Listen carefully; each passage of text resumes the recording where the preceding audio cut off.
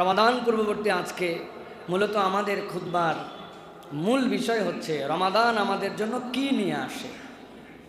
আমরা তো কম বেশি রমাদানের প্রস্তুতি নেই। রমাদান আমাদের জন্য বেসিক্যালি কি নিয়ে আসে, রমাদানের মূল টার্গেট কি, আজকে আমরা সংক্ষিপ্ত সময়ে 6টা পয়েন্টের আলোকে রমাদানের টার্গেট, গোল অফ রমাদান, এটা আমরা আজকে বুঝে নেওয়ার জন্য চেষ্টা করব। আল্লাহ যেন রমাদানের টার্গেটটা মাথার মধ্যে ঢুকিয়ে আমাদেরকে সে অনুযায়ী আমল করার তৌফিক দান করেন। সকলে বলে আল্লাহুম্মা আমিন। প্রিয় ভাইয়েরা, আল্লাহ রাব্বুল আমিন কোরআনুল কারীমের মধ্যে রমাদানের একটা উদ্দেশ্য বর্ণনা করেছেন, কিন্তু খুবই ইন্টারেস্টিং বিষয় হচ্ছে আল্লাহ রাব্বুল আলামিন রমাদানের বর্ণনাটুকু রমাদান মাস কেন্দ্রিক যত না দিয়েছেন, তার থেকে বেশি আল্লাহ রাব্বুল আলামিন রমাদান বান্দাকে বেনিফিট দিবে কি দিয়ে, সেইটা আল্লাহ রাব্বুল আলামিন বিশেষভাবে উল্লেখ করেছেন। আপনি যদি মাথার মধ্যে দেন যে আপনার কোনো একটা অসুখ হয়েছে, এই অসুখের জন্য আপনি একজন ডেডিকেটেড ডাক্তার দেখিয়েছেন, যিনি ওই বিষয়ে পৃথিবীর শ্রেষ্ঠ ডাক্তার। আপনি ডাক্তারকে খুবই সম্মান করেন, ডাক্তারের বিহেভিয়ার আপনার এত বেশি মুগ্ধ করেছে আপনাকে, ডাক্তারের প্রেসক্রিপশানের লেখা সচরাচর হাতের লেখা মানুষের এত সুন্দর হয় না, এত সুন্দর একটা প্রেসক্রিপশান করে দিয়েছেন যে মেডিসিনগুলো দিয়েছেন পৃথিবীর সবচেয়ে দামি মেডিসিন। আপনি এলাকায় এসে ডাক্তারের প্রশংসায় পঞ্চমুখ, হাতের লেখার পঞ্চমুখ, যে ওষুধ লিখেছে ওষুধের নাম এটা দেখে আপনি প্রশংসায় পঞ্চমুখ, তার ব্যবহার আপনাকে পুরো মাথা খারাপ করে দিয়েছে যে এইরকম ব্যবহার মানুষের হতে পারে, এইগুলা নিয়ে আপনি গুণমুগ্ধ। কিন্তু ওই ডাক্তার সাহেব আপনাকে যে ঔষধ লিখছে এইগুলা কেনেনও নাই, খানও নাই। এখন যদি আপনি বলেন ওই প্রেসক্রিপশনকে সম্মান করে, ডাক্তারের গুণকীর্তন করে, আপনার হয়তো মানসিক কিছু শান্তি হতে পারে যে আপনি যে খরচ করছেন ওইটার জন্য খুশি, কিন্তু ঔষধ যদি খাওয়া না হয় তাহলে আমাদের কি রোগ সারবে ভাই? নিরেট ডাক্তারের প্রশংসা করে রোগ সারবে ভাই? ভালো করে খেয়াল করেন, এই ভূমিকার আলোকেই মূল কথা। আল্লাহ রাব্বুল আলামিন বলছেন শাহরু রমাদান, কোরআনে একটা মাস, যেই মাসের নাম আমি কোরআনুল কারীমের মধ্যে উল্লেখ করলাম, কিন্তু আল্লাহ বলছেন এই মাসটি এমনি এমনি মর্যাদায় আসে নাই, এমনি এমনি তার দাম বাড়ে নাই, এই মাসের নাম এমনি এমনি আমি উল্লেখ করি নাই। আল্লাহ বলছেন আল্লাযী উনজিলা ফিল কুরআন, এই মাসের মর্যাদা বৃদ্ধি পেয়েছে, এই মাস আর 11টি মাস থেকে আলাদা হয়েছে, আল্লাহর কাছে এই মাসটি মর্যাদাশীল এবং আল্লাহর কাছে দামি হয়েছে। আল্লাহ বলছেন এর একমাত্র কারণ রব্বুল আলামিন এই মাসের মধ্যে তোমাদের জন্য কোরআন অবতীর্ণ করেছে। কোরআন অবতীর্ণ করে কেন এত দাম বেড়ে গেল? কোরআনুল কারীমের দ্বারা কেন রমাদানের দাম বাড়ল? মুফাসসিরিনে কেরাম ব্যাখ্যা করেছেন, দুনিয়ার মানুষ, আল্লাহ রাব্বুল আলামিন দুনিয়াতে যা কিছু দেখতে পাও এইগুলা আল্লাহ রাব্বুল আলামিনের সৃষ্টি। ইযা আরাদা শাইআন আন ইয়াকুলা লাহু কুন ফায়াকুন, আল্লাহ নির্দেশ করেছেন হও, সাথে সাথে সেটা হতে বাধ্য হয়ে যায়। কিন্তু দুনিয়ার মানুষ জেনে রাখো, তোমার ঘরে যে মুদ্রা লিপিতে তোমার কাছে কোরআন আছে, যেইটা তুমি উচ্চারণ করে করে পাঠ করো, এইটা আল্লাহ বলেছেন হও আর কোরআন হয়ে গেছে, বিষয়টা এরকম নয়। বরং কোরআনটা হচ্ছে আল্লাহ রাব্বুল আলামিনের পক্ষ থেকে নিয়ামত এমন, এইটি আল্লাহর কালাম, এটি আল্লাহ রাব্বুল আলামিনের সৃষ্ট নয়, বরং আল্লাহর কথাটুকুকে আল্লাহ এখানে রেখেছেন। এইটা আল্লাহর অন্য মাখলুকের মতো মাখলুক নয়, কালামুল্লাহকে আল্লাহ কোরআনে রেখেছেন। তুমি যখন কোরআন তেলাওয়াত করো, আল্লাহর বাক্যগুলি আল্লাহ তোমার ঠোঁট দিয়ে, জিহ্বা দিয়ে বের করে। আল্লাহ রাব্বুল আমিন এই জন্য বলছেন তোমাদের জন্য যে কোরআন দিলাম, এই কোরআন কেন দিলাম আর এই কোরআনকে কেন মর্যাদাশীল করলাম?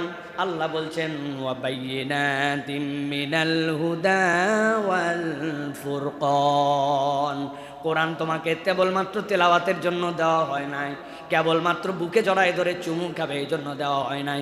যদিও চুমু খেলেও তোমার জন্য আল্লাহর শায়েরকে মর্যাদা দেওয়ার জন্য তুমি আল্লাহর কাছে সম্মানিত হবে, তেলাওয়াত করলে তুমি সওয়াব পাবে, কিন্তু রব্বুল আমিন বলছেন এই কোরআনকে বেসিক্যালি দেওয়া হয়েছে বাইয়িনাতিম মিনাল হুদা ওয়াল ফুরকান, তোমার কাছে সুস্পষ্ট একটা রাস্তা দেখিয়ে দেওয়ার জন্য, এবং সত্যের সাথে মিথ্যার যে পার্থক্য আছে এই পার্থক্যটা আল্লাহর পক্ষ থেকে তোমার কাছে তুলে ধরার জন্য এই কোরআন এসেছে। সুবহানাল্লাহ। একটা সত্য আছে, একটা মিথ্যা আছে, একটা হক আছে, একটা বাতিল আছে। আল্লাহ বলছেন এই দুইটা তোমার সামনে স্পষ্ট করানোর জন্য আমি রব্বুল আমিন কোরআন দিয়েছি। আর এই কোরআন তোমার জন্য হুদা, হেদায়েত। এই কোরআন এসেছে রমাদানে, এই হেদায়েত নিয়ে আসছে বলে, সত্য মিথ্যার পার্থক্যকারী নিয়ে আসছে বলে আমি রব্বুল আলামিন তোমাকে এই কোরআন দ্বারা সম্মানিত করেছি। সুবহানাল্লাহ। আল্লাহ সূরা ইয়াসিনের মধ্যে বলেছেন তোমরা তার অনুসরণ করো যে স্বল্প মূল্যে কোরআনকে বিক্রি করে দেয় না, স্বল্প মূল্যে কোরআনকে বেচে দেয় না। কোরআন স্বল্প মূল্যে বেচা মানে কি? ওয়াজ মাহফিল করে টাকা নেওয়া, জুমার নামাজ পড়ে খতিবের টাকা নেওয়া, এটা স্বল্প মূল্যে বিক্রি করা। অনেকে অপব্যাখ্যা করে যে আপনারা অমুক তুমুক করে টাকা নেন। জি না, এই স্বল্প মূল্যে বিক্রি মানে কি? আল্লাহ রাব্বুল আমিন নিজেই কোরআনুল কারীমের মধ্যে সেটার ব্যাখ্যা করেছেন। স্বল্প মূল্যে বিক্রি মানে তোমার কাছে যে বিধান স্পষ্ট, যেই হুকুম জানাই দেওয়া স্পষ্ট, তুমি এমন চতুর সমাজের মধ্যে সেই হুকুমটা তুমি বলো না, তুমি বুঝো এইটা বললে সমাজে ঝামেলা হবে, তোমার জনপ্রিয়তা কমে যাবে, তোমার মর্যাদা সকলের কাছে থাকবে না। তুমি সব ক্ষেত্রে তখন তুমি সঠিকভাবে তোমার মতো করে যেরকম জীবনযাপন করতেছো, ওই ফ্রিকোয়েন্সি অফ লাইফ তোমার জন্য, যে ফ্লুয়েন্সি অফ লাইফ তোমার জন্য থাকবে না।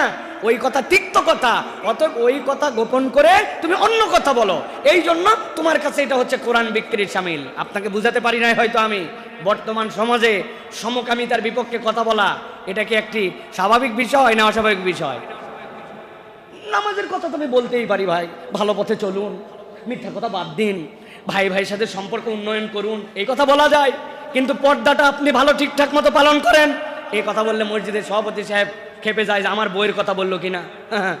যদি ওই সুদটা বন্ধ করেন, অনেক সুদের কারবার করেন আপনি, তাহলে অনেক মুসল্লি চিন্তা করে হুজুরের সাথে মুসাফা করি, সুদের ওয়াজ করলো কেন। এটা একটা এক্সাম্পল বলতেছি। সমাজে যেই কথা ওই লোকের দ্বারা বললে কল্যাণ হবে, ওই কথা না বলে চুপ করে থাকে, আল্লাহ বলছেন এইটা হচ্ছে স্বল্প মূল্যে কোরআন বিক্রি করা।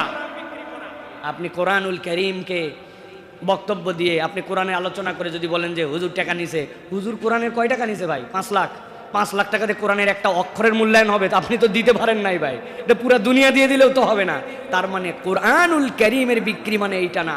কোরআনুল কারীমের বিক্রি জেনে বুঝে সত্যকে গোপন করা, যেই কথা বললে এফেক্ট হবে, যেটা নবীওয়ালা কাজ ছিল। নবী করিম সাল্লাল্লাহু আলাইহি ওয়াসাল্লামের কোনো ঝামেলা ছিল? তার থেকে বেশি সুন্দর চরিত্রের মানুষ দুনিয়াতে ছিল। নবী করিম সাল্লাল্লাহু আলাইহি ওয়াসাল্লাম একটু ব্যালেন্স করে চললেই তো সবগুলা তার পিছে দৌড়াতো। তারে তো সূর্য চন্দ্র দিতে চাইছে, সেরা সুন্দরী দিতে চাইছে, মক্কার প্রেসিডেন্ট বানাই দিতে চাইছে, কিন্তু উনি কি রাজি হয়েছে? না। উনি বলছেন এই সমাজের টেন্ড আমার দরকার নাই, হকটা আল্লাহর কাছ থেকে বলতে হবে। আল্লাহ বলছেন এই হকের বার্তা নিয়ে আসছে কোরআন, ওইটা আসছে রমাদানে, এই জন্য রমাদানের মর্যাদা বেড়েছে। রমাদান এমনি এমনি হয় নাই। এখন আমি সব নিতে রাজি, শুধু ওষুধ খেতে রাজি নাই। ঠিক না ভাই? রমাদান কত বরকতময় মাস, কত মর্যাদার মাস। সুবহানাল্লাহ। আপনি সুবহানাল্লাহ বলে ফাটাই ফেলতেছেন, কিন্তু আল্লাহ রাব্বুল আমিন যে হারাম করেছেন সেখান থেকে আপনি সরেন না, যা হালাল করেছেন ওইটা আপনি নেন না। আপনি ঔষধহীন রমাদান আপনি পালন করতেছেন। এই জন্য এরকম রমাদান 50 কেন 100টা পড়া হলেও ক্যারিয়ারে আমাদের কোনো পরিবর্তন হয় না, আগেও যা পরেও তা। সমাজে এরকম রোজাদার আছে না ঘুষ খায়? ঘুষ খায় আছে না? রমাদানে এরকম রোজাদার আছে না ফ্রি মিক্সিং করে ঘুরে বেড়ায়? রমাদানে এরকম রোজাদার আছে না যারা রোজা রাখে আবার ইফতার পার্টির সময় ফ্রি মিক্সিং করে, একসাথে সবগুলা ঘোরাফেরা করে? রমাদানে এরকম রোজাদার আছে না যে বিবাহ বহির্ভূত সম্পর্ক চালায়, সাহারির সময় নিজে ওঠে, আবার যেই মহিলার সাথে কথা বলা হারাম ওই মহিলাকে ডেকে তুলে দেয়? এই জন্য রোজার সময়, ফজরের সময় রোজা এরকম করে শুরু করে। আছে কিনা কথা বলেন?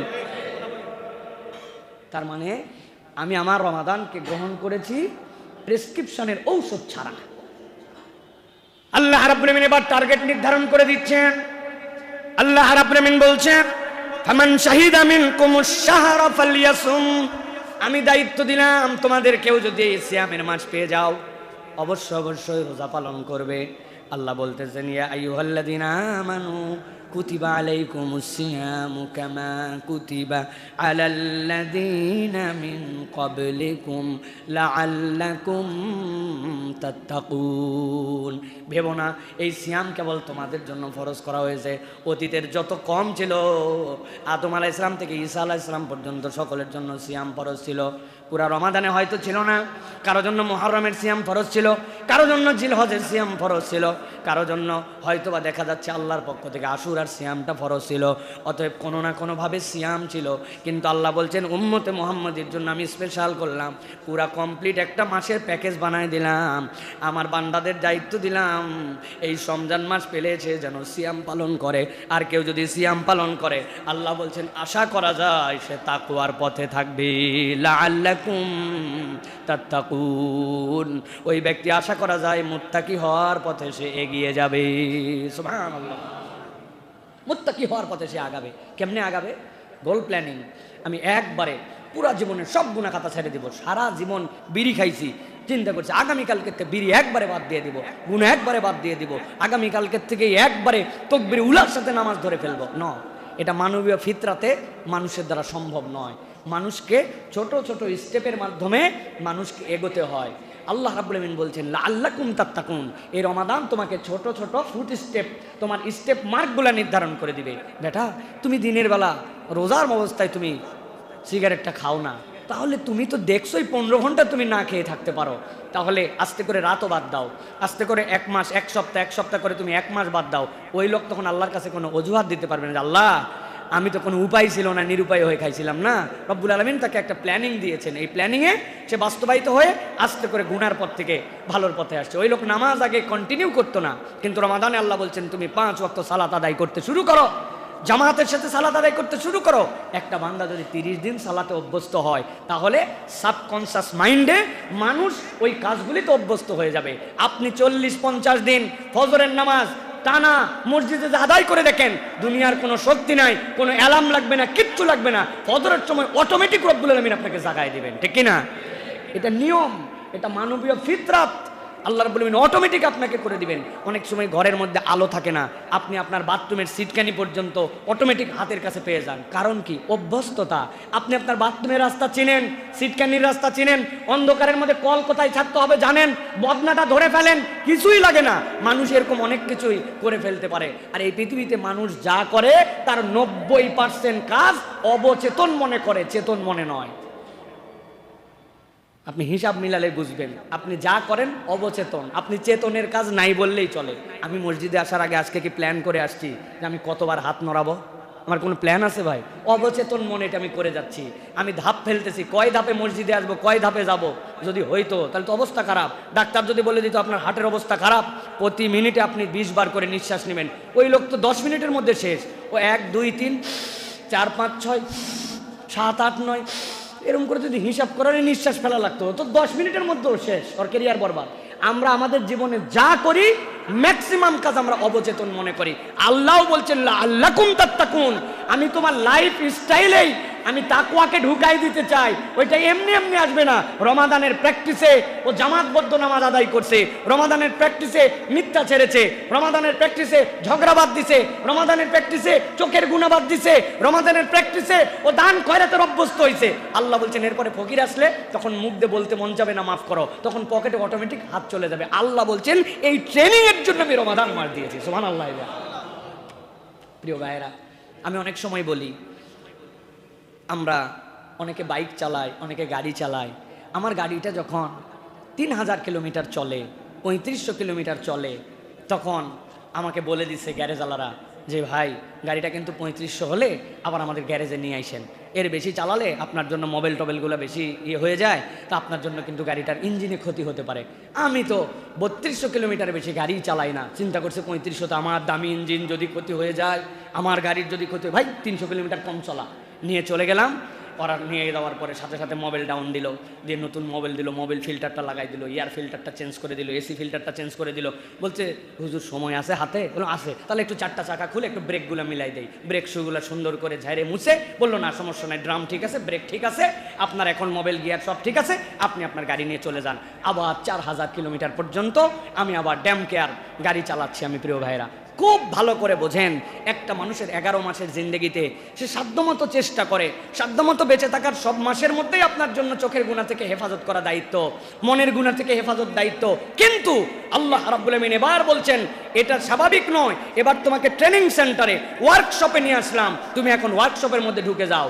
এখন এই জায়গাতে তোমাকে কাদের পরামর্শ অনুযায়ী এখন তোমাকে সিদ্ধান্ত নিতে হবে। ও বলছে না মোবাইল ফিল্টার চেঞ্জ করেন, এয়ার ফিল্টার চেঞ্জ করেন, ব্রেক শুতে প্রবলেম আছে, ও এখন চেক আপের মধ্যে রাখছে, চেক আপ করে আপনাকে ঠিক করে আবার দিয়ে দিচ্ছে, আপনি চলবেন। ঠিক আল্লাহ রাব্বুল আমিন চান আমার বান্দা জান্নাতে যাক, আমি জাহান্নামে নেওয়ার জন্য তাকে সৃষ্টি করি নাই, কিন্তু আমার বান্দা শয়তানের ধোকায় পড়ে, যার নফসের ধোকায় পড়ে, নানান ধরনের দুনিয়াবি পেরেশানিতে পড়ে নামাজগুলো ওয়াক্ত মতো পড়ে নাই, অনেক সময় চোখের গুনাহ করছে, অন্তরের গুনাহ করছে, করতে করতে তো এখন সে জাহান্নামের পথে চলে গেছে। আমি আমার বান্দাকে ওয়ার্কশপে ঢুকালাম, আমার বান্দাকে আমার পক্ষ থেকে রহমত, আমার পক্ষ থেকে মাগফিরাত, আমার পক্ষ থেকে নাজাত। শয়তান যেটা বিদ্রোহী তাকে আটকায় রেখে জান্নাতের দরজা খুলে, আসমানের দরজা খুলে আমার বান্দাকে আবার রেডি করে, আমার বান্দা যদি ওই পরবর্তী রমজানের আগে থেকে এই পর্যন্ত যে রোজা, এর মধ্যে সব গুনাহ মাফ করে দিয়ে আমার বান্দাকে আবার জান্নাতের উপযুক্ত করে দিলাম। সুবহানাল্লাহ, এটা রমজানের টার্গেট।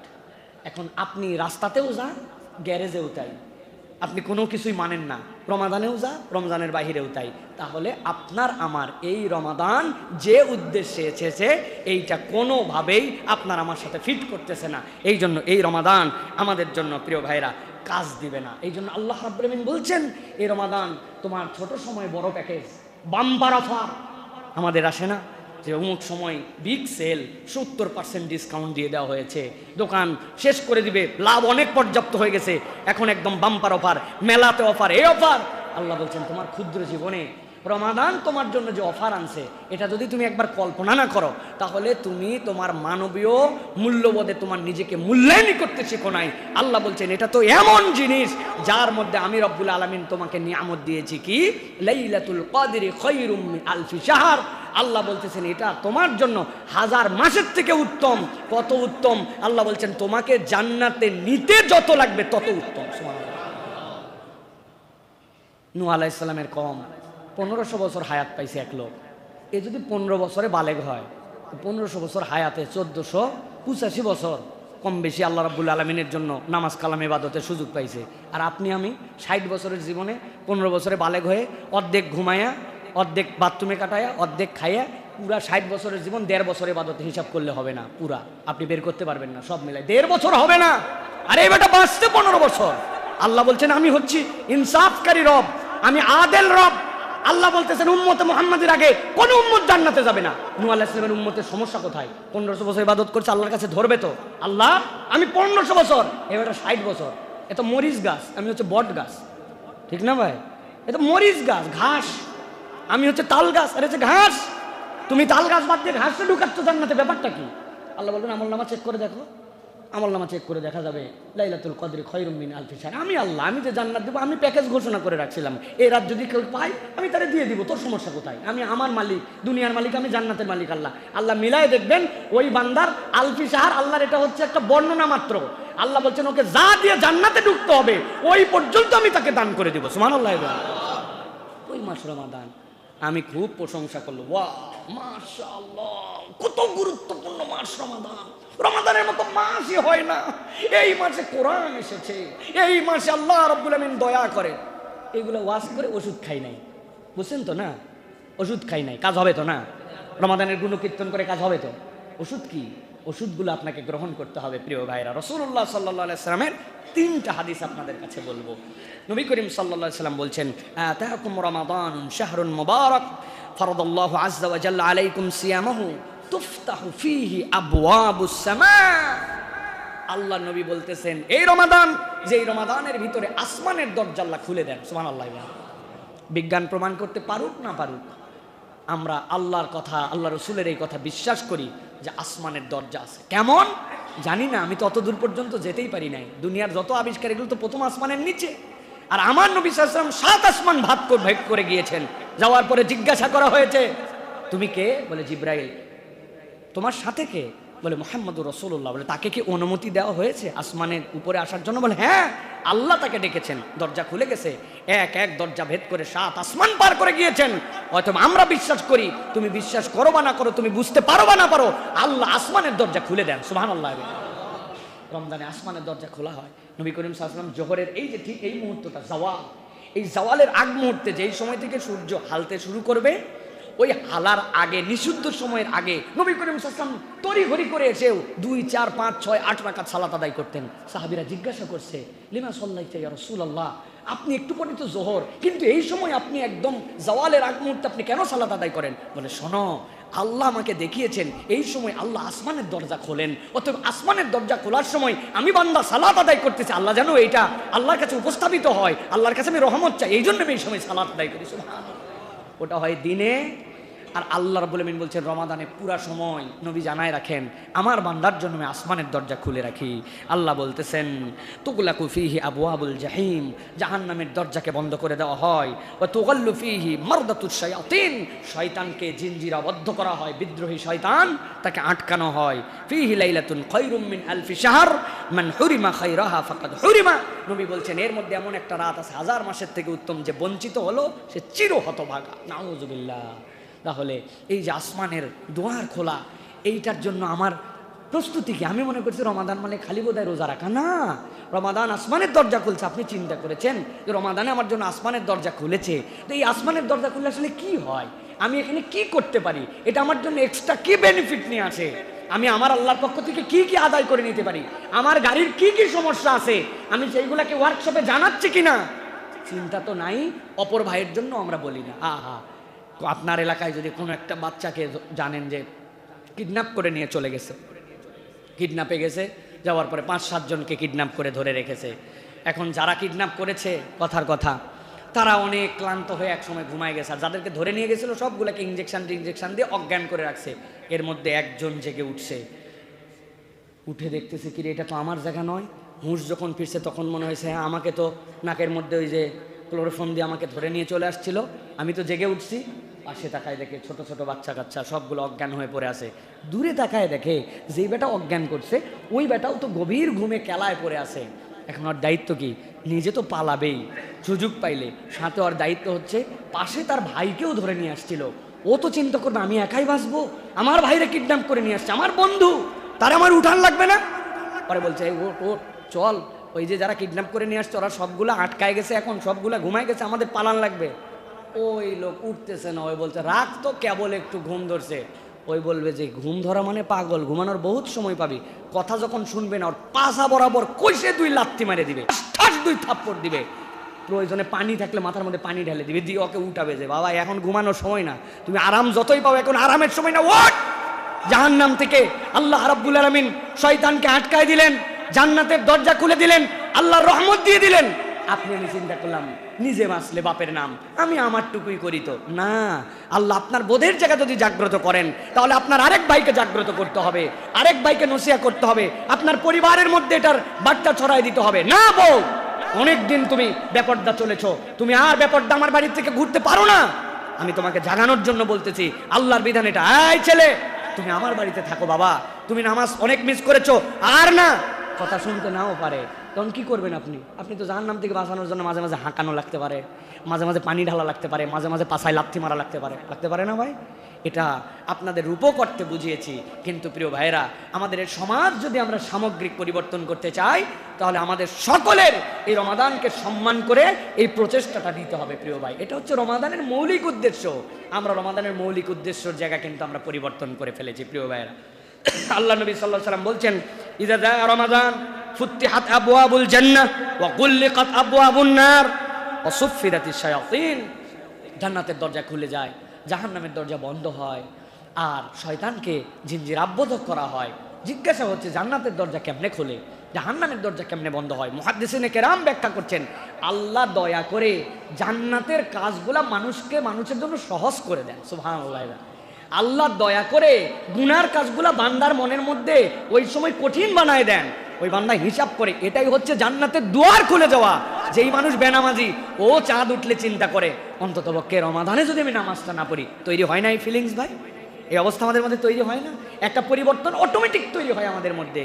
আল্লাহ বলতেছেন এটা তোমার জন্য একটা পজিটিভ, আল্লাহর পক্ষ থেকে তোমার পক্ষ থেকে সুযোগ দেওয়া হয়। কিন্তু আমরা এমন হতভাগা, আমরা এমন দুর্ভাগা যে আমরা এইগুলার মূল্যায়ন করি না। আগে রমাদানে তাও একটু উৎসাহ উদ্দীপনা ছিল, এখন উৎসাহ উদ্দীপনাও আমাদের মধ্যে থেকে হারায় যাচ্ছে। ঠিক না ভাই? রমাদান আসতেছে, রমাদান গ্রহণ করতে হবে। আমি যদি জিজ্ঞাসা করি হিজরি সাল কত এবার ভাই বলেন তো? বলেন না কততম রমজান রাখতেছেন? 2025-এর রমাদান না? হ্যাঁ, আমাদের কি অবস্থা চিন্তা করেন। আপনার সন্তানকে যদি জিজ্ঞাসা করেন রমাদানের আগের মাস কি বাপ, পরের মাস কি, বলে রমাদানের আগের মাস জানুয়ারি, ফেব্রুয়ারি, আর রমাদানের পরের মাস এপ্রিল না মার্চ। এটা কি রমাদানের আগের পরের মাস? না। রমাদানের এই যে আমাদের মধ্যে থেকে ধর্মীয় চেতনাগুলা নামতে নামতে নামতে আমরা যে কোথায় যে ঠেকায় গেছি প্রিয় ভাইরা। এই জন্য অন্তত পরিবারে একটু উৎসাহ দেন, বাচ্চা কাচ্চাকে একটু জাগরুক করেন। আমি তো আমার বাচ্চাদের জন্য সবসময় বলি, ওদের প্রস্তুতি শুরু হয়ে গেছে রমাদানের, তারা সুন্দর করে প্ল্যাকার্ড লিখছে। আমার বাড়ির মধ্যে সাধ্যের মধ্যে যতটুকু ওই চাঁদ, ওই তারা, ওইটা ঝুলানো, তাদের মধ্যে একটা উৎসাহ দেওয়া রমাদানের জন্য। প্রথম রোজা, তারপরে কোন রোজা, তারপরে রমাদানে কি করবে, ছোটোবেলার থেকে এই উৎসাহগুলি দেওয়া, এই উদ্দীপনাগুলি দেওয়া। অনেক সময় মনে হবে এটা লোক দেখানো, লোক দেখানো, কিন্তু এটা লোক দেখানো নয়। আপনি একটা বড় কিছুর প্রাপ্তিতে আপনি আপনার ছোট জেনারেশনকে রেডি করতেছেন, তাদেরকে মেন্টালি এটার জন্য বিল্ড আপ করতেছেন। এটা আল্লাহ চান, এটা হচ্ছে রমাদানের একটা সম্মান প্রিয় ভাইয়েরা।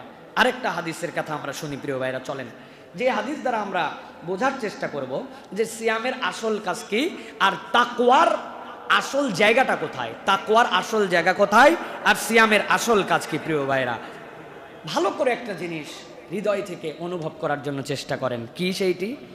দুনিয়ায় যত আমল আপনি করেন, ভালো করে কথাটা শুনেন, দুনিয়ায় যত আমল আপনি করেন সব আমল মানুষ দেখতে পারে, কারেকশন দিতে পারে। একজন সালাত আদায় করতেছে, আপনি দেখছেন সালাত আদায় করছে, ওই লোকটা এক সপ্তাহ মসজিদে আসে নাই, আপনি বুঝছেন ওই লোকটা আসে নাই, তাহলে নামাজ পড়া নামাজ না পড়া দেখা যায়। জাকাত, এই লোকের যে সম্পদ আছে হিসাবে জাকাত দেওয়ার কথা, কেউ না কেউ কারেকশন, আপনার ম্যানেজার হলেও বের করে ফেলতে পারবে উনি ঠিকঠাক মতো হয়তো জাকাত দেয় নাই। হজ আপনি করেছেন কি করেন নাই এটা তো সকলের সামনেই দেখা যায়। তার মানে দুনিয়াতে যতগুলি এবাদত, এই এবাদতগুলি দেখা যায়, এই এবাদতগুলির একটা বাহ্যিক রূপ আছে। একমাত্র এবাদত যেটা সিয়াম, যেটা বাহির থেকে আপনি আসেন কি না আসেন কেউ এটা দেখতেও পারে না, বলতেও পারে না। একজন বেরাজদার যদি আপনার এখানে এসে বলে আমি রোজা আছি, আপনি কি দিয়ে প্রমাণ করবেন যে রোজা নাই? আপনার তো কোনো প্রমাণ করার সুযোগ নাই।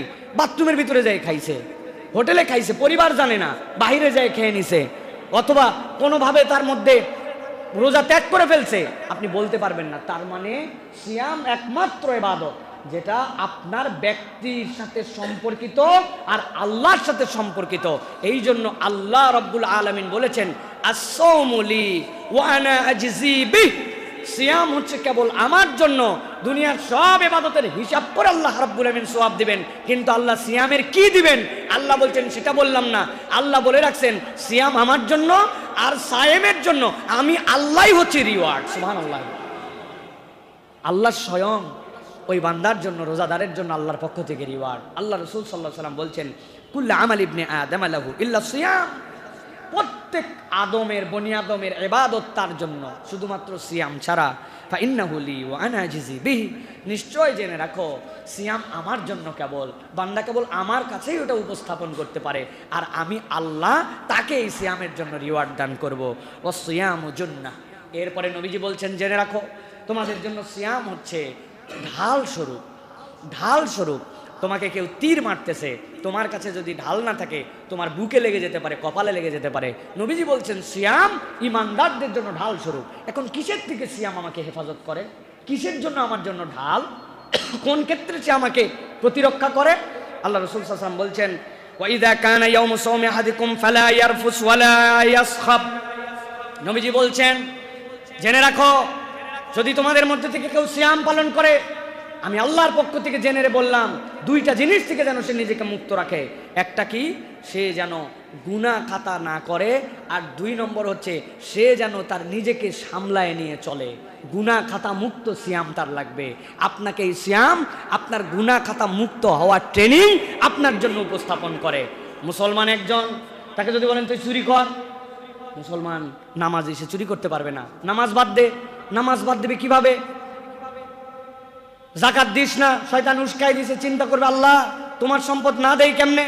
কিন্তু যেই মুসলমান নামাজ পড়ে, যেই মুসলমান হজ করে, যেই মুসলমান দুনিয়ার ভালো কাজ করে দেখবেন ওই মুসলমানও এমন কতগুলা গুনাহ করে যেটাকে সে গুনাহই মনে করে না, মুখ দিয়ে এমন কথা ভরভরায় বলে যে এই কথাকে গুনার কথা, এটা তার টেনশনের মধ্যে নয়, চিন্তার মধ্যেও নাই। 10 বন্ধু মিলে বসছে, হেন কোনো কথা নাই তার মধ্যে বের হয় না, এমন কোনো গালি নাই তার মধ্যে আসে না, এমন কোনো ধরনের বাজে কথা নাই যেগুলো তার মধ্যে আটকায়। ওইগুলো বলে আবার সালাত আদায় করতে চলে আসে, ওইগুলা বলে আবার জাকাত দিয়ে দেয়, ওইগুলা বলে হজের সফর করে চলে আসে, কিন্তু তার আচরণও চেঞ্জ হয় না, তার মুখও চেঞ্জ হয় না। এই জন্য নামাজি হাজি এই মানুষগুলারও মুখের যে অপরাধ, মুখের যে গুনাহ, এইটা সে মুক্ত হতে পারে না। নবী করিম সাল্লাল্লাহু আলাইহি ওয়াসাল্লাম বলছেন, ফা ইন সাব্বাহু আহাদুন আও কাতালাহু ফালইয়াকুল ইন্নী ইমরুউম সাইম। তাকে যদি কেউ এসে গালি দেয় অথবা তার সাথে কেউ যদি মারামারি করতে আছে, ঝগড়াঝাটি করতে আছে, সে যেন বলে দেয় আজকে আমি রোজা অবস্থায় আছি, আমি তোমার সাথে মুখ দিয়ে কথা বলে গালাগালি করতে পারবো না, ঝগড়াঝাটি করতে পারবো না, মারামারি করতে পারবো না, আমি সায়েম। আল্লাহ নবী বলছেন একমাত্র সিয়াম তোমার জন্য এই জুন্নাহ, তোমার জন্য এটা ঢাল। কোনো ইমানদার যদি এই প্র্যাকটিস করে তাহলে তার জীবনের অন্য গুনাহ ছাড়া আর কোনো ব্যাপারই না। সুবহানাল্লাহ। নবীজি বলছেন যদি তুমি কিছু বলতে চাও তাহলে তুমি ভালোটি বলো, আর যদি না বলতে পারো তাহলে চুপ করে থেকো। পৃথিবীতে একটা ইবাদত, ব্যতিক্রম ইবাদত, আর কোনো ইবাদত এরকম নাই। সবাই গল্প গুজব করতেছে, ফাউল কথা বলতেছে, আর আপনি চিন্তা করছেন আমি কোনো কথা বলবো না, কথা বললে এই জায়গাতে আজগবি কথা হবে, তুমি চুপ করে আসে। আপনি যদি নিয়ত করে চুপ করে থাকেন, আপনি যতক্ষণ কথা বলবেন না, এমনকি সুবহানাল্লাহ বলেন নাই, আলহামদুলিল্লাহ বলেন, কোনো তাসবিহ বলেন নাই, কিন্তু চুপ করে আসেন, আল্লাহর ডান কাঁধের ফেরেশতা লেখে হয়রান হয়ে যাবে, আপনার আমল নামায় শুধু সোয়াব আর সোয়াব লেখা হবে। আর আমাদের অবস্থা কি? কোনো একটা কথা না বললে ভিতরে উসখুস করে, 5 জন মিলে গল্প করতেছে, এখন আমি যদি যে কিছু একটা না বলি কেমনে, কতক্ষণ সহ্য করা? যারা ভুল কথা বলেই যাচ্ছে, ওরা বলেই যাচ্ছে এবার ডোনাল্ড ট্রাম্প ক্ষমতায় আসবে না। আমি যদি পণ্ডিতি না ফলায় একটা কথা যদি না বলি, কোথায় ডোনাল্ড ট্রাম্প আর কোথায় আমি? আমি চিন্তা করলাম দৌড় বেটা, তোমাদের কোনো দুনিয়া সম্পর্কে কোনো ধারণাই নাই, বেকুবের দল কোথাকার। আমার স্টাডি বলতেছে উরি উনার স্টাডি, এই যে শুরু হয়ে গেল, মিনিংলেস। না আমার দুনিয়ার জন্য কল্যাণ, না আমার কোনো অর্থনৈতিক কল্যাণ। ভাই হ্যাঁ, এই কথা বলে যদি আমি $10 পাইতাম তাহলে কিন্তু আমি বলতাম আপনি বলেন ভাই 10টা রেমিটেন্স আমাদের দেশে আসুক, আপনি উমুকের দালালি করে তুমুকের কথা বলে $10 আসুক। এই কথা বলার পরে আপনাকে যাওয়ার সময় যারা যারা চায়ের দোকানে ছিল তারা বললে বাপ রে, আপনি এত সুন্দর আমাদেরকে জ্ঞান দিয়ে গেলেন, ধরেন মুসাফা করে আপনি 100 টাকা রাখেন, এত সুন্দর কথা বলেন, জিন্দগিতে দিছে কেউ? তো আপনি হুদামিশা এই পেশাল পারেন কি জন্য? আপনি হুদামিশা নবীজি এটার থেকেই বাঁচতে বলছেন। ওটা নামাজি বেশি করে, রোজাদার করে, হজকারী করে। নবী করিম সাল্লাল্লাহু আলাইহি ওয়াসাল্লাম বলছেন কথা বললে ভালোটা বলো, কল্যাণকর কথা, আর না বলে চুপ করে থাকো। তুমি যদি নিয়ত করে চুপ করে থাকো, আল্লাহ তোমার আমল নামায় সওয়াব দান করবেন। সুবহানাল্লাহ। এটা মনে রাখেন প্রিয় ভাইরা। লোকজন বলবে ভাব হয়ে গেছে, সুপি হয়ে গেছে, একবারে কোনো কথাই কয় না, আগে ভকর ভকর করে বাঁচতো না, এখন বিরাট বুজুর্গ আছে। বলুক ভাই, তার কথা ওই বলুক, তার আমল নামা সে নিয়ে চলুক, আমার আমল নামা আমারে নিয়ে যাওয়া লাগবে কি ভাই, ঠিক না? এই জন্য নবী করিম সাল্লাল্লাহু আলাইহি ওয়াসাল্লাম বলছেন সিয়াম তোমাকে এটা শিখায়। ওয়াল্লাযী নাফসু মুহাম্মাদিন বিয়াদিহি লাখুলুফু ফামিস সাইমি আতয়াবু ইনদাল্লাহি মিন রিহিল মিসকিল লিস-সাইম। আল্লাহ নবী বলছেন আল্লাহর কাছে আমি কসম করে বলতেছি, মুহাম্মাদের প্রাণ যার হাতে, কোন রোজাদার যদি বিশুদ্ধভাবে রোজা রাখে আর তার মুখের মধ্যে ওই পেটের ক্ষুধার কারণে এক ধরনের স্মেল আসে, ওটা দুর্গন্ধ না, ভুল বুঝেন না। আপনার দাঁতের মধ্যে গোস্ত আটকায় আছে, দাঁত মেসওয়াক করেন না, 5 ওয়াক্ত নামাজের আগে আপনার মেসওয়াকের সাথে সম্পর্ক নাই, ব্রাশ করেন না, খাওয়ার শেষে ব্রাশ করেন না, ওইটা আপনার মুখের দুর্গন্ধ।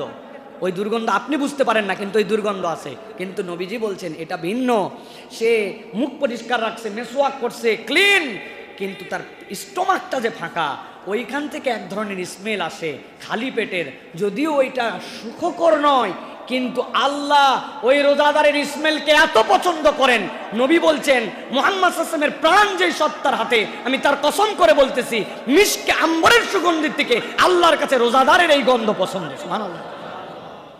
কারণ কি? কারণ সে কারো জন্য সিয়াম রাখে নাই। সে চাইলে চুরি করে পানি খাইতে পারতো, চুরি করে খাইতে পারতো, সে চাইলে চোখের গুনাহ করতে পারতো, হাতের গুনাহ করতে পারতো, কান দিয়ে বাজে কিছু শুনতে পারতো, মন দিয়ে বাজে চিন্তা করতে পারতো, সব বাদ দিছে। আর পেটের থেকে স্মেলটা আসতেছে, আল্লাহর কাছে ওইটা এত পছন্দনীয়। নবী করিম সাল্লাল্লাহু আলাইহি ওয়াসাল্লাম বলছেন লিস-সাইমি ফারহাতান, একজন রোজাদারের জন্য 2টা আনন্দের সময়। একটা ইয়াফরাহুমা ইযা ইফতারা। নবী করিম সাল্লাল্লাহু আলাইহি সাল্লাম বলছেন ইফতারা, যখন কোনো রোজাদার ইফতার করে, আল্লাহ রসুল সাল্লাল্লাহু আলাইহি সাল্লাম বলছেন ওই ব্যক্তির আনন্দের দুইটার একটা হচ্ছে যেই সময়ে সে ইফতার করে ওই ইফতারের মুহূর্তটুকু তার বিশাল আনন্দের, সুবহানাল্লাহ বিহামদিহি। এই আনন্দের অনেকগুলা ব্যাখ্যা আছে। ইয়াফরাহুমা ইযা ইফতারা, ওই ব্যক্তির ওই যে আল্লাহর পক্ষ থেকে যে সময়টুকু পেল সে, ওই সময়টুকুতে তার সারাদিন সিয়াম ছিল, তার সামনে খাদ্য আছে, এখন সে খাবার গ্রহণ করবে, আল্লাহর জন্য এখন সে করতেছে না, যে অপেক্ষা করছে, ওইটা একটা তার জন্য ব্লেসিং আল্লাহর পক্ষ থেকে। আল্লাহ ওই সময় তার দোয়া কবুল করেন। আল্লাহ রাব্বুল আলামিন ওই সময় তার ইফতার করতেছে, ইফতারা, ইফতার করতেছে সে আল্লাহর জন্য, সে এখন রোজা ভাঙবে, ওটা তার জন্য একটা আনন্দ। আল্লাহ রাসূল বলছেন এটা তো আনন্দ, কিন্তু এই আনন্দের থেকে বড় আনন্দ হচ্ছে ওয়াইদা লাকিয়া রাব্বাহু ফারিহা বিসাওমিহি। আর দ্বিতীয় আনন্দ হচ্ছে যেদিন সে তার এই সিয়ামের জন্য আল্লাহকে দেখতে পাবে, ওই দিন তাকে আলাদা করা হবে যে এরা আল্লাহর জন্য সিয়াম পালন করেছিল, আল্লাহ তাদের জন্য ওই দিন আল্লাহর দিদার দিবেন, ওই দিন হবে তার মূল আনন্দ, সুবহানাল্লাহ। তাহলে একটা হচ্ছে ইজাফতারা, যখন সে ইফতার করে, আরেকটা হচ্ছে ইজা লাকিয়া রব্বা, যখন সে তার রবকে দেখবে। তার মানে রোজার মতো রোজা রাখা গেলে আল্লাহকে দেখা যাবে ইনশাআল্লাহ। আল্লাহ রাব্বুল আলামিনের নিয়ামত আপনাকে আমাকে দিবেন প্রিয় ভাইরা। কিন্তু আবারও আমরা মূল কথায় আবার ফেরত আসি, সেটি হচ্ছে যে কোরআন ছাড়া আমাদের যদি সিয়াম হয় তাহলে আমরা এইগুলো একটা নিয়ামতও আপনার জীবনে আমরা পাবো না। নবী করিম সাল্লাল্লাহু আলাইহি সাল্লাম বলেছেন আস-সিয়াম ওয়াল কুরআন ইয়াশফাআনি লিল আবদ ইকরাউল কুরআন ফাইন্নাহু ইয়াতি ইয়াউমাল কিয়ামাতি শাফিআন লি আসহাবিহি। আল্লাহ নবী বলছেন রোজা, সিয়াম আর কোরআন কিয়ামতের দিনে বান্দার হয়ে আল্লাহর কাছে শাফাত করবে, সুবহানাল্লাহ। আল্লাহ তাকে অনুমতি দিবেন যে তুমি শাফাত করো, ওই বান্দার পক্ষ হয়ে আল্লাহর কাছে শাফাত করবে। নবী করিম সাল্লাল্লাহু আলাইহি ওয়াসাল্লাম বলছেন ইকরাউল কুরআন ফাইন্নাহু ইয়াতি ইয়াউমাল কিয়ামাতি শাফিআন লি সাহিবিহি। তোমরা কোরআন বেশি বেশি তেলাওয়াত করো, আল্লাহ রাব্বুল আলামিন ওই কোরআনুল কারীমকে কিয়ামতের দিনে তোমার সুপারিশকারী বানাবেন, সুবহানাল্লাহ। অতএব প্রিয় ভাইয়েরা, আমরা কোরআনুল কারীমহীন যদি রমাদান চালাই তাহলে এই সিয়ামের আমাদের কোনো মূল্য নাই। আমি বিরাট দায়িত্বশীল, এটা আমাদের একদম র্যান্ডম প্র্যাকটিস। এখন ব্যবসা, ব্যস্ততা, দুনিয়ার বুকে জানা, কত পণ্ডিতি, ভাব, বাড়িওয়ালা, অনেক কিছু, কিন্তু দেখবেন কোরআনুল কারীম পড়ে না, কোরআন পড়তেও পারে না। আছে এরকম লোক ভাই আমাদের মহল্লায়? বলেন তো আল্লাহর কাছে যে আপনি কি উত্তর দিবেন যদি রব্বুল আলামিন বলে তুমি সংসার বুঝলে, তুমি ব্যবসা বুঝলে, তুমি গার্মেন্টস বুঝলে, তুমি বায়ার বুঝলে, তুমি এক্সপোর্ট বুঝলে, তুমি তোমার মোষ কাটতে হবে, দাড়ি রাখতে হবে বুঝলে, তুমি খাবার বুঝলে, খাবারের স্বাদ বুঝলে, দুনিয়া ফাটায় ফেললে বুঝে তুমি, কিন্তু তোমার 50, 60, 70 বছরে তোমার কোরআন বোঝার সময় হলো না, তুমি কোরআনুল কারীম পড়তেও শিখলে না, তুমি দুনিয়ার সব করে ফেললে। আল্লাহর কাছে কি আমরা উপযুক্ত কোনো উত্তর দিতে পারবো ভাই? বলতে পারবো? আল্লাহ হাতে সময় ছিল না। অথচ 21 ঘন্টায় একজন মানুষ কোরআন শিখতে পারে। 21 দিন না, 21 দিন তো একটা বিরাট কথাবার্তা। আমরা মনে করি 21 দিন, কি 21 দিন? আপনি কিন্তু 21 দিনে 24 ঘন্টা লেগে থাকেন, প্রত্যেক দিন 1 ঘন্টা সময় দেন। আমি তো বলি 21 ঘন্টায় একজন মানুষ কোরআনুল কারীম শিখে ফেলতে পারে। 3 দিন লাগে বর্ণমালা পরিচয়, 3 দিন লাগে যুক্ত অক্ষর পরিচয়, 3 দিন লাগে হরকত চেনার জন্য, জবর, জের, পেশ, তাসদিদ, এইটার জন্য, আর 3 দিন লাগে যুক্ত অক্ষর মিলিয়ে পড়ার জন্য। বাকি 5 দিন প্র্যাকটিস করলে কোরআন শরীফ আপনি পড়তে পারবেন। পৃথিবীতে এর থেকে কুইকলি কোনো ভাষা শেখার কারো যোগ্যতাও নাই, ক্ষমতাও নাই। এত সহজ, মাত্র 29টা অক্ষর, কোনো মায়ের প্যাচ নাই, কিচ্ছু নাই, আপনি শিখে ফেলতে পারবেন প্রিয় ভাইরা। অথচ আপনার 50, 60, 70 বছর বয়সে আপনি শুধু কঠিন কঠিন বলে, ওই যে শয়তান আপনাকে টার্গেট দিয়ে রাখছে যে এইটা তো শিখে ফেললেই ওর পক্ষে সুপারিশ করবে, আল্লাহ লাগাই দিবে, ওরে জাহান্নামে নিয়ে যাচ্ছে, ফেরেশতার কাছে ঝগড়া দিবে, আমি ওরে কোরআন পড়াইছি, আল্লাহর কালাম ওর জবান দিয়ে বের হয়েছে, ওর মাথার মধ্যে চেক করে দেখো, ওর মেমোরির মধ্যেও আল্লাহর পক্ষ থেকে দেওয়া কোরআন আছে, ও হাত দিয়ে কোরআন মজিদ ধরছিল, ও চোখ দিয়ে ধরছিল, ওই কোরআন কান দিয়ে শুনছিল, তাহলে কান দিয়ে কোরআন শুনছে, আমি কানকে জাহান্নামে নিতে দিব না। ওর অন্তরের মধ্যে কোরআন আছে, ওই মস্তিষ্ককে নিতে দিব না। ও চোখ দিয়ে দেখছে, ওই চোখকে আমি নিতে দিব না। ও কোরআনকে মহাব্বত করেছে, অন্তর দিয়ে ভালোবেসেছে, জিহ্বাতে পড়েছে, ওইগুলোকে নিতে দিব না। আল্লাহ পাওয়ার দিয়ে দিবেন আপনার পক্ষে, কোরআন সুপারিশ করে জাহান্নাম থেকে আপনাকে বাঁচাবে। এখন শয়তান কি বসে আছে নাকি? শয়তান বসে আছে আপনার জন্য, বয়স হয়ে গেছে, মুরব্বী হয়েছিস, ও অল্প বয়সে ওগুলো শেখা সম্ভব, এখন সম্ভব না। এখন ভাই সা বলতে পারি না, জিম বলতে পারি না, মনে থাকে না, মনে থাকে না একবারে। ভাই আপনার কাছে একজন যে টাকা পাইতো শুনলাম, বলছে আর বলেন না ভাই, 19 বছর হলো, দারুসালামের ওই কোনায় তখন কিছুই ছিল না, একটা চায়ের দোকানে বসে কথা, সবুর ভাই পাশে ছিল, ওহো সবুর ভাই খালি ছিল না, আব্দুল গফফারও ছিল ওই জায়গায়। সবার সামনে আমি টাকা দিলাম, ভাই 19 বছর টাকা দিল না, উনার কিছু মনে থাকে না, এই জন্য আরবি বর্ণমালার 29 অক্ষর পারে না। 19 বছর আগে কার সাথে বসে কে কে পাশে ছিল, পাশ দিয়ে কোন কোম্পানির বাস যাচ্ছিল, সব মনে আছে। আল্লাহ বলবে তুমি ঘাউরামু করো, তুমি ঘাউরামু করো। আল্লাহ রাব্বুল আলামিন ওই ইয়াকে দাঁড় করাবেন, হযরতে এই যে সালমান ফার্সি রাদিয়াল্লাহু তাআলা আনহুকে। বাড়ি কোথায় সালমান বলো? ইরানে। তোমার ভাষা কি ছিল? ফার্সি। বয়স কত ইসলাম গ্রহণ করার? 100+। এরপরে কি করছিলে? এত সুন্দর কোরআন পড়ছে যে ওমর রাদিয়াল্লাহু তাআলা পাশে বসে কোরআন শুনতো তার কাছে। তো উনি 100 বছর বয়সে ঈমান আনার পরে উনি কোরআন শিখে আরবের লোককে কোরআন শোনাতে পারছে। ফার্সি ভাষার লোক, উনি আরবির লোক ছিল না, ইরানে বাড়ি, আর তুমি বাঙালি, তুমি নানান কৌশলে কোরআন শেখো নাই। আল্লাহ বলবে এইগুলোর একটারও মাটি যেন বাটাম ছোঁয় না, সবগুলো যেন পিঠ ফেটে যায়, একটাও বাটাম মাটিতে পড়বে না, সবগুলো পিঠে পড়বে আমাদের। যে সকল বুড়ারা এই সকল চালাকি করে দুষ্টামি করে আপনারা কোরআন শিখতেছেন না, আপনাদের জন্য এটা লাস্ট মেসেজ। বেশি কথা বললে আপনাদের সাথে বেয়াদবি হবে, কারণ আপনারা সোজাভাবে সোজা হবেন না। আমার যদি সুযোগ থাকতো এই মহল্লার সব বুড়াদেরকে বাধ্যতামূলক হাতের মধ্যে হাত করা লাগায় মসজিদে বাইন্ধে ফেলাতাম একবারে। এত পরিমাণ মুরব্বীরা আজারা ঘুরে ওই কোনার মধ্যে বিনা কারণে, ওই যে কোনার মধ্যে যে ইয়ার দোকানটা আছে, ওই যে জুতা পালিশ করে, কোথায় দাঁড়ায় আছে জুতা পালিশ দেখতেছে। আমি একজন বললাম, চাচা আমি তো অনেকক্ষণ দেখলাম আপনি জুতা পালিশ করতেছেন, দাঁড়ায় থাকলে কষ্ট, আমি একটা টুল এনে দেয়, বসো। বলছেন না না বাবা, আমার তো কোনো জুতা টুতা দেইনি। আমি বললাম, কার কাছে আমি টুল অফার করলাম রে বাবা? আমি মুরব্বী দেখে মনে করছি উনি একটা টুল দেই, উনি বসুক। বললেন এমনি একটু দাঁড়ায় আছে দেখতেছি, হ্যাঁ ওনার কোনো কাম নাই। কিন্তু কোরআন যদি পড়তে বলেন, মসজিদে উদ্যোগ নেওয়া হবে, দেখবেন আর খুঁজে পাওয়া যাবে না, কাজের কোনো শেষ নাই। শরীরটা ভালো না, মাজাটা টান টান করতেছে, পেটটা গ্যাস গ্যাস, কেন যেন শরীরটা কয়দিন হলো খুব ম্যাজ মিছায় যাই টিভির সামনে বসে রিমোট নিয়ে বুড়া চাঙ্গা হয়ে গেছে। আল্লাহর ওয়াস্তে আমরা একটু পরিবর্তন হই। কোরআন ছাড়া রমাদান মিনিংলেস। Please believe me. আপনি ডাক্তারকে সম্মান করেছেন, প্রেসক্রিপশনকে সম্মান করেছেন, আপনি ডাক্তারের পারফরমেন্স আপনি মুগ্ধ, কিন্তু আপনি মেডিসিন গ্রহণ করেন নাই। কোরআন হচ্ছে মেডিসিন। আল্লাহ এটাই বলছেন, শাহরু রমাদান আল্লাযী উনজিলা ফীহিল কুরআন হুদাল লিন্নাস ওয়া বাইয়িনাতিম মিনাল হুদা ওয়াল ফুরকান। আল্লাহ বলছেন এটা তোর জন্য হেদায়েত, সত্য মিথ্যার পার্থক্যকারী। অতএব আসুন আমরা এই রমাদানে কোরআন গ্রহণ করার জন্য চেষ্টা করি। রাজি আছি তো ইনশাআল্লাহ? রাজি আছি ইনশাআল্লাহ? এখন আপনাদের কাছে আমি একটা ডেইলি প্ল্যান দিব। রমাদানের প্ল্যানিংটা কিভাবে হতে পারে? বেশি কিছু না, সিম্পল। আপনার লাইফ একটু চেঞ্জ করে ফেললেই প্ল্যানিংগুলো কাজ করে। ডাক্তারের কাছে গেছেন, বলছে ভাই আর বলেন না, কোলেস্টেরলটা বেড়ে যাচ্ছে। বলতেছে আপনার বাড়ি কয় তলায়? বলছে আমি 5 তলার ফ্ল্যাটে থাকি। উঠেন কিসে? লিফটে উঠি। চাচা শোনেন, এখন থেকে একটা বুদ্ধি দেই, প্রথম 5 দিন আপনি লিফটে উঠেন, কিন্তু নামার সময় লিফটটা ব্যবহার করেন না, আপনি সিঁড়ি দিয়ে হেঁটে হেঁটে নামান, নামতে কষ্ট হয় না। এরপরে 5 দিন পরের থেকে দিনে একবার, বেশিবার না, দিনে একবার হেঁটে হেঁটে উঠবেন। হ্যাঁ, প্রথম 5 দিন শুধু নামবেন আপনি হেঁটে হেঁটে, আর 5 দিন পরের থেকে দিনে একবার উঠবেন। বেশি উঠলে আপনার বুকের মধ্যে প্যালপিটেশন হতে পারে। এরপরের থেকে দিনে 2 বার করে উঠবেন।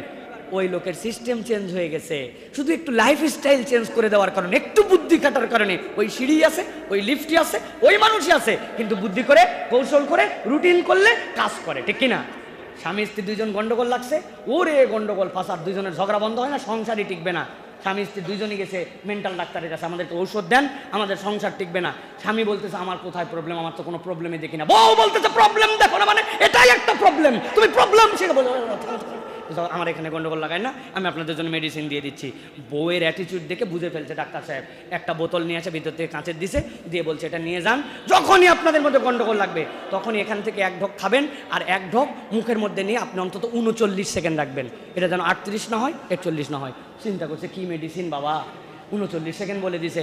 1 ঢোক খাইছে, খাই ঝগড়াঝাটি হওয়ার সাথে সাথেই স্বামী এসে মেডিসিন দিছে, রাজি যেহেতু 2 জন খাই, এখন ঘড়ির দিকে তাকায় আছে, 39 সেকেন্ড। বেশি হলে যদি ক্ষতি হয় জিবা গলে যায়, আবার যদি কম হয় কি ঝামেলা হয়, 39 সেকেন্ড। এরকম করে 7 দিনে ওষুধ শেষ, দৌড়ায় আছে ডাক্তারের কাছে। ডাক্তার, জীবনে বহু ডাক্তার দেখেছি, আপনার মতো ডাক্তার দেখি নাই, আমাদের গন্ডগোল প্রায় 50% নামে গেছে। ওষুধ আরো দেন, ওষুধ ফুরাইছে। বলছে ওষুধ আপনার বাড়ির বেসিনের মধ্যে বহুত পরিমাণ আছে। বলছে তার মানে? বলছে ওর মধ্যে কিছুই ছিল না, ওটা আপনার বোতলের পানি দিছি, শুধু সিস্টেম চেঞ্জ করে দিছি, যেই ঝগড়া লাগে আপনাকে বলে দিছি খাবেন। আর 39 সেকেন্ড কেন বলছি? কনসেন্ট্রেশনটা যেন ঘড়ির দিকে যায়, গন্ডগোলের দিকে না যায়। ওর মধ্যে পানি ছাড়া কিচ্ছু নাই, যান, কোনো টাকাও দেওয়া লাগবে না, কিছু না। এখন থেকে আপনারা এই কৌশলে আপনারা ঝগড়াঝাটি বন্ধ করেন। তার মানে একটু রুটিন ওয়ার্ক করলে, একটু প্ল্যান করলে সেম জিনিস ডিফারেন্ট ওয়ার্ক করে, ঠিক কিনা? এই জন্য রমাদানের একটা ছোট্ট প্ল্যান দেবো আপনাদের জন্য, ফজর থেকে এশা পর্যন্ত। স্বাভাবিকভাবে শোনেন, যদি আল্লাহ আমাদেরকে এটা ফলো করার তৌফিক দান করেন, কিছু বেনিফিট আমরা পাবো ইনশাল্লাহ। 1 নম্বর সাহারি এবং সকালের আমল। সাহারি মিস করবেন না, কম হোক বেশি হোক, সাহারি ছেড়ে দেওয়া যাবে না। যেন আমার লাগে না, আমার দরকার নাই, একবারে আমি খাবো না, না, একটা খেজুর দিয়ে হলেও, 3টা খেজুর দিয়ে হলেও, একটু পানি হলেও সাহারি খাবেন। কেননা এটা আপনার রমাদানকে বিউটিফুল করবে। আল্লাহ নবী সাল্লাল্লাহু আলাইহি সাল্লাম বলেছেন তোমরা সিয়াম করো, কেননা সাহারি করো, কেননা ইন্নাল্লাহ ওয়া মালাইকাতাহু ইউসাল্লুনা আলাল মুতাসাহিরিন, আল্লাহ এবং তার ফেরেশতারা ওই সাহারি করতে যেই বান্দা ওঠে তাদের প্রতি আল্লাহর পক্ষ থেকে রহমত এবং আল্লাহর পক্ষ থেকে আল্লাহ তাদের ক্ষমা করে দেন। সুবহানাল্লাহ। ফেরেশতারা তাদের প্রতি সালাত পেশ করে, ফেরেশতারা তাদের জন্য সুবাসিশ জানায়, আল্লাহ তাদেরকে বান্দাকে মাফ করে। তবে এটা মিস করা যাবে না, এটাতে আমাদের শুরু হবে। এরপরে ফজরের আজানের জবাব দিবেন। রমাদানে আমাদের টার্গেট থাকবে একটা আজানের জবাব যেন আমাদের মিস না হয়। আজান হবে, তার উত্তর দিব। আল্লাহ নবী সাল্লাল্লাহু আলাইহি ওয়াসাল্লাম বলেছেন মিসলামা ইয়াকুল, মুয়াজ্জিন যা বলে তুমি যদি অনুরূপ বলো, আল্লাহ রাব্বুল আমিন তোমার মর্যাদা বৃদ্ধি করে তোমার জন্য জান্নাত লিখে দিবেন। সুবহানাল্লাহ। অতএব আজানের জবাব রমাদানে কোনোভাবে মিস হবে না। অনেক আজান হয় যে হুজুর, আপনি যে আজানটাকে কাছে পান এরকম যে কোনো একটা আজানের উত্তর দিলেই আপনার সওয়াব হয়ে যাবে ইনশাল্লাহ। 3 নম্বর, আজান এবং একামতের মধ্যে দোয়া করার জন্য চেষ্টা করতে হবে। একটু হলেও দোয়া করব, আল্লাহ রাব্বুল আমিন এই দোয়া কবুল করেন। আমি এটা প্ল্যানের মধ্যে করে ফেলবো। আজান হয়েছে, মসজিদে একামতের আগে ভাই দোয়া মানে কেবল হাত তুলে তুলে দোয়া না, মসজিদের দিকে হেঁটে হেঁটে যাচ্ছি আর দোয়া করছে, আল্লাহ আমার বাচ্চাটাকে ভালো আলেম বানাও, আল্লাহ আমার ব্যবসাটা কেন জানি খারাপ যাচ্ছে একটু বাড়ায় দাও, আল্লাহ এই রমাদানের মতো আমাকে আরো ভালো, আল্লাহ তামাম মুসলমান উম্মাকে তুমি দাঁড়ায় দাঁড়ায় চলতে চলতেও দোয়া হয়, কিন্তু একটু হলেও আজান আর একামতের মধ্যে দোয়া করব। এরপরে আমাদের জন্য শেষ সময় সাহারি খাওয়ার জন্য চেষ্টা করব। আর সাহারি যা দিয়েই খাই একটা হলেও খেজুর খাবো, তাহলে একটা হারানো সুন্নাহ পুনরুজ্জীবিত হবে। নবী করিম সাল্লাল্লাহু আলাইহি সাল্লাম সাহারিতে সব সময় নবী করিম সাল্লাল্লাহু আলাইহি সাল্লাম খেজুর খাওয়ার জন্য চেষ্টা করতেন। আর একটা হচ্ছে, এরপরে আমরা এই যে ফজরের সালাত আদায় করলাম, ফজরের সালাত আদায় করার পরে যদি আমার সুযোগ থাকে অন্তত কিছুদিনের জন্য হলেও উঠবো না, ফজরের নামাজ পড়ে ওখানে বসে থাকবো, তাসবিহ তাহলিল পড়বো, একটু কোরআন তেলাওয়াত করবো। সূর্য উঠে যাবে, উঠে যাওয়ার পরে আমি 2 রাকাত 4 রাকাত চাশতের নামাজ পড়ে উঠে আসবো। পৃথিবীতে ইমানদারের আমল নামা যেইগুলাতে সবচেয়ে কম সময়ে ভারী করবে এর একটা হচ্ছে ফজরের পরে নিজ স্থানে বসে থেকে সূর্যর পরে উঠা। বান্দা ওই দিন ঘাবড়ায় যাবে, আল্লাহ তার আমল নামায় এত এত এত সওয়াব দান করবেন। সুবহানাল্লাহ। অতএব আমরা প্রত্যেক দিনও যদি না পারি, রমাদানে আমাদের টার্গেট থাকবে যে এরকম করে আমাদের আমল করা। এই গেল। এরপরে আমি আসলাম, আসার পরে আমি একটু ঘুমায় যাব প্রয়োজনে। এই সময় না ঘুমালে আমার জন্য ক্লান্তি চলে আসবে। ফজরের পরে আমি ঘুমালাম, ঘুমায় 8টা আপনার অফিস, 9টা আপনার অফিস, এর আগ পর্যন্ত একটা 2.5 ঘন্টা 3 ঘন্টা একটা কমপ্লিট টাইট প্যাকেজ একটা ঘুম হয়ে যাবে। উঠলেন, ফ্রেশ হলেন, আপনি আপনার কর্মস্থলে চলে গেলেন। যাওয়ার পরে এরপরে হচ্ছে জোহর। জোহরের সময় আমাকে সবসময় রিমাইন্ডার দিয়ে রাখতে হবে আমার যেন আজানের উত্তর যে কোনো একটা মিস না হয়, আজান একামতের মধ্যে যেন আমার দোয়া মিস না হয়। আর টার্গেট থাকবে মসজিদে যেই আমি কেবল জোহরের সালাত আদায় করব না, জোহরের যে সুন্নতে মুআক্কাদা এটা আমার পার্মানেন্ট মুআক্কাদা হিসেবে গ্রহণ করব। নবীজি বলছেন কেউ 12 রাকাত সালাত সংরক্ষণ করলে আল্লাহ তার জন্য জান্নাত সংরক্ষণ করবে। ফজরের আগে 2, জোহরের আগে 4, জোহরের পরে 2, মাগরিবের পরে 2, এশার পরে 2, 12 রাকাত সালাত যে সংরক্ষণ করে আল্লাহ জান্নাত সংরক্ষণ করেন। অতএব রমাদানে আমার জোহরের আগের সালাত পরের সালাত এটা যেন মুআক্কাদা মিস না হয়। এরপরে 3 নম্বর আসর। এরপর আপনি আসরের জন্য প্রস্তুতি নিয়ে ঠিক আসরের সালাতটি জামাতে আদায় করব এবং আজানের উত্তর দিব। আজান একামতের মধ্যে কিছু না কিছু আমি দোয়া করার জন্য চেষ্টা করব প্রিয় ভাইরা। আর আসরের নামাজে যদি সুযোগ পাই দুখুলুল মসজিদ 2 রাকাত, তাহিয়াতুল ওযু 2 রাকাত যদি সুযোগ পাই একটু আগে গেছি সালাত আদায় করে নেওয়ার জন্য চেষ্টা করব। আর 3 নম্বর হচ্ছে আসরের পরে চলে আসলাম। এরপর আমার ইফতারির প্রস্তুতিতে পরিবারকে সাধ্যের মধ্যে সময় দেওয়া, বাইরে ঘোরা আড্ডাবাজি ন, আমি আমার ফ্যামিলিতে চলে আসবো। আসার পথে কিছু কোরআন তেলাওয়াত অথবা ফ্যামিলিতে ইফতারির জন্য একটু সহযোগিতা করা, বাচ্চা কাচ্চাকে একটু সময় দেওয়া, এইটার জন্য চেষ্টা করবো প্রিয় ভাইরা। 4 নম্বর ইফতারের প্রস্তুতি এবং ইফতার প্রদান। ইফতার সিম্পল এবং ইফতার যেন হেলদি হয় এটা আমাদেরকে খেয়াল রাখতে হবে। আমরা এমন পরিমাণ অস্বাস্থ্যকর খাবার খাই যেই খাবার খাওয়াতে আমাদের রোজার মূল টার্গেটই নষ্ট হয়ে যায় আমাদের জন্য। খান, প্রত্যেক আইটেমে খান, সার্কেল করে খান, একদিনে 26 আইটেম 25 আইটেম তারপরে 20 আইটেম, এগুলো খুব ভালো প্র্যাকটিস না আমাদের জন্য। এই জন্য স্বাস্থ্যসম্মত খাবার খাওয়া। আর ইফতার না করাইয়া ইফতার করব না। আমার টার্গেট থাকবে একজনকে হলেও আমি ইফতার করাবো। পকেটের মধ্যে 3টা করে খেজুরের 10টা বন্দা রেখে দিছি, একটা ভাইকে দিয়ে দিছি, একজনকে দিয়ে দিছি। একদিন বাড়ির থেকে ইফতার বানায় নিয়ে আসছি, একটা ছোলা, একটা খেজুর, অল্প একটু মুড়ি, অল্প একটু ছোলা, 10টা পলিথিনের মধ্যে একটা ছোট শপিং ব্যাগে নিয়ে আসছি। এই রাস্তার সামনে দাঁড়াইছি, বাসালারা চলে যাচ্ছে, ইফতারের সময় মুখ পাই নাই, 10টা পানির বোতল, একদিন একটু 10টা ভাইকে খাওয়াই দিছি। মানে আমি ইফতার না করায় ইফতার করি না, আমার যা সাধ্যের মধ্যে আসি কম বেশি ইফতার করে। নবী বলছেন কেউ যদি রোজাদারকে ইফতার করায়, আল্লাহ ওই রোজাদারের পূর্ণ সওয়াব তাকে দান করে। রোজাদারের সিয়ামের থেকে এক চুলও তার সওয়াব কমে না। এটা আমার প্র্যাকটিস হবে প্রিয় ভাই। ইফতার করার মানে প্লেট ভরে এই দিয়ে দেখানো না, একটা খেজুর, এক গ্লাস পানি, এক বোতল পানি। কিন্তু আমার এই রমাদানে আমি একাই ইফতার করি নাই, ইফতারের নিয়তে কিছু খরচ করছি। এই প্র্যাকটিসটা আমার থাকবে। এটা 2 টাকা হোক, 5 টাকা হোক, কিন্তু একটা প্র্যাকটিস আমার জন্য থাকবে প্রিয় ভাইরা। এরপরে ইফতারের আগে মেসওয়াক করা, দোয়া করা। মেসওয়াকটা খুবই গুরুত্বপূর্ণ ইবাদত, কেবল ইফতারের আগে নয়। নবীজি সারাদিন মেসওয়াক করতেন, সুবহানাল্লাহ। নবী করিম সাল্লাল্লাহু আলাইহি ওয়াসাল্লাম যখন চিরবিদায়ের অবস্থায় আছেন, সেই সময়ও সাহাবী আসছেন, তার মুখে মেসওয়াক দেখে নবীজি এমনভাবে তাকাইছেন, আয়েশা রাদিয়াল্লাহু তাআলা মন থেকে বুঝে ফেলছেন নবী কথা বলতে পারছেন না, কিন্তু তার মেসওয়াক দেখে তিনি খুশি হয়ে গেছেন। নবীজির জন্য কাঁচা ডাল আনা হলো, আয়েশা রাদিয়াল্লাহু তাআলা নিজে দাঁত দিয়ে চিবাইয়ে নবীকে মেসওয়াক করে দিয়েছেন। নবীজির চেহারাটা উজ্জ্বল হয়ে গেল। উম্মতে মুহাম্মাদি মেসওয়াক করে না। নবী করিম সাল্লাল্লাহু আলাইহি ওয়াসাল্লামের প্র্যাকটিস আমি দেখতে চাই। প্রত্যেকের পকেটে মেসওয়াক থাকবে ইনশাআল্লাহ। পারবো না ইনশাআল্লাহ? এভরিবডি, আপনার যে কয়টা জামা আছে প্রত্যেক জামায় প্রয়োজন আলাদা থাকবে আপনার, কিন্তু আপনাকে মেসওয়াক করতে হবে। আর অপরকে ইফতার আর দোয়া করা। ইফতারের আগ মুহূর্তে ওই যে রান্নাঘরে বউ আছে, আর একটু বাকি আছে, আর অল্প একটু কাজ, দৌড়া ঝাঁপা কম হোক, বউ পেঁয়াজি বাদ দাও, বেগুনি বাদ দাও, আজকে বসো দোয়া করবো, একটু আল্লাহর কাছে একটু চাইবো। আরে তো খাওয়া তো হবেই, এত খাবার কি আছে? এক খেজুর দিয়ে তো আমার জন্য ইফতার হয়ে যায়। বসো, দোয়া ইম্পর্টেন্ট। ইফতারের আগে 15 মিনিট কোনো দুনিয়ার সাথে সম্পর্ক নাই, আপনি ডিট্রাস্ট ফ্রম দ্য ওয়ার্ল্ড, আপনি তখন আল্লাহর সাথে কেবল কানেক্টেড। এটা আপনার রুটিনের মধ্যে করে ফেলতে হবে। এশা এবং তারাবি, মাগরিবের পরে আমরা হালকা একটু বিশ্রাম করলাম, এই সময় একটু লাইটটা কমাই দেবো বাসার প্রয়োজনে, কমাই দিয়ে হালকা একটু নিজের মধ্যে একটা ন্যাপ নেওয়া, একটা রিল্যাক্স নেওয়া। এই সময় শরীরটা ছেড়ে দেয় সারাদিনের, যেহেতু আপনি ইফতারের জন্য আল্লাহ নবী বলছেন জাহাবাল জমা ওয়াবতাল্লাতিল উরুক ওয়া সাবাতাল আজরু ইনশাআল্লাহ। আপনার তখন শিরা উপশিরা শিথিল হয়ে গেছে, আপনি ওই সময় একটু ন্যাপ নিলেন, নিয়ে তারাবির সালাত আদায় করার জন্য চলে গেলেন। প্রিয় ভাইরা, নবী করিম সাল্লাল্লাহু আলাইহি ওয়াসাল্লাম বলেছেন কেউ যদি রাতের সালাত আদায় করে আর সেটা যদি ইমামের সাথে করে, আল্লাহ রাব্বুল আমিন কেন জানি ওইটা যদি পূর্ণ করে, তার সারা রাত সালাত আদায় করার সওয়াব আল্লাহ তার সাথে দিয়ে দেন। সুবহানাল্লাহ। অতএব আপনার মসজিদে যে নামাজ পড়া হয় তারাবির, ওই পুরোটুকুই আপনি পড়ার জন্য চেষ্টা করবেন প্রিয় ভাইরা। সাথে সাথে বলবো প্রিয় ভাইরা, এই যে রাত শেষ হয়ে গেল, আবার তো সাহারিতে উঠবেন, এরপরে টপ করে শুয়ে যাবেন।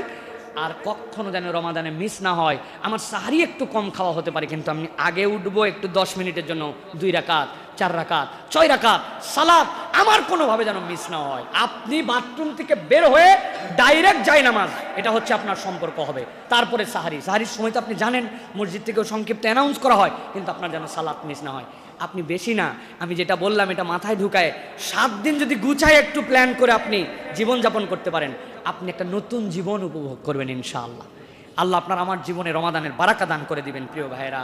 আল্লাহ রাসূল সাল্লাল্লাহু আলাইহি ওয়াসাল্লাম বলেছেন, মান সামা রমাদান ঈমানান ওয়া ইহতিসাবান গুফিরা লাহু মা তাকাদ্দামা মিন যামবি, মান কামা রমাদানান ঈমানান ওয়া ইহতিসাবান গুফিরা লাহু মা তাকাদ্দামা মিন যামবি, মান সামা লাইলাতুল কদরি ঈমানান ওয়া ইহতিসাবান গুফিরা লাহু মা তাকাদ্দামা মিন যামবি। যে রোজা রাখলো ঈমান ইহতিসাবের সাথে, যে নামাজ আদায় করলো রাত্রে ঈমান ইহতিসাবের সাথে, যে লাইলাতুল কদরের নামাজ আদায় করলো ঈমান ইহতিসাবের সাথে।